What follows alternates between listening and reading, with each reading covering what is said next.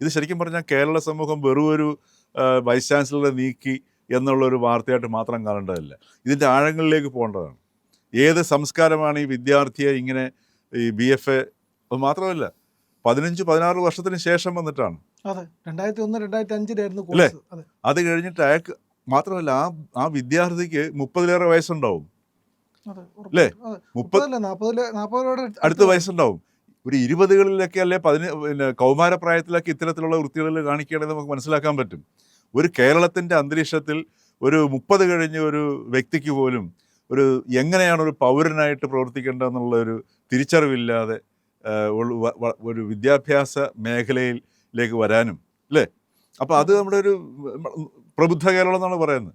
30 വയസ്സ് കഴിഞ്ഞിട്ട് പോലും ഒരു മിനിമം അറിവില്ലാത്ത ഒരു വ്യക്തി കേരളത്തിൽ വളർന്നു വരുന്നു എന്ന് പറയുന്നത് സമൂഹത്തിന് ഭീഷണിയാണത്.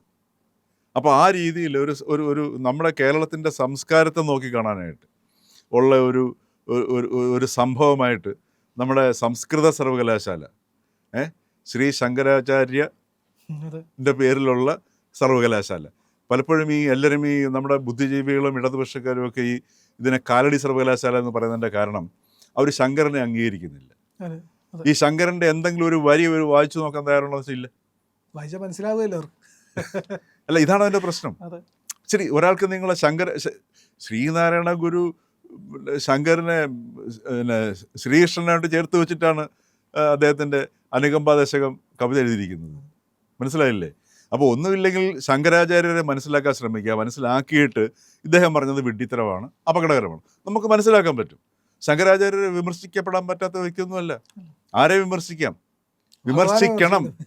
ശങ്കരാചാര്യർ പോലും ഈ പറഞ്ഞതുപോലെ ഇങ്ങനെ വാദിച്ചും തർക്കിച്ചും ഒക്കെയാണ് അദ്ദേഹം അതിലേക്ക് എത്തുകയും ഓരോന്ന് കണ്ടെത്തുകയും ഇതല്ല സത്യമെന്ന് നേതി എന്ന് പറഞ്ഞിട്ട് അദ്ദേഹം സത്യത്തെ കണ്ടെത്തുകയൊക്കെ ചെയ്യുന്നത്.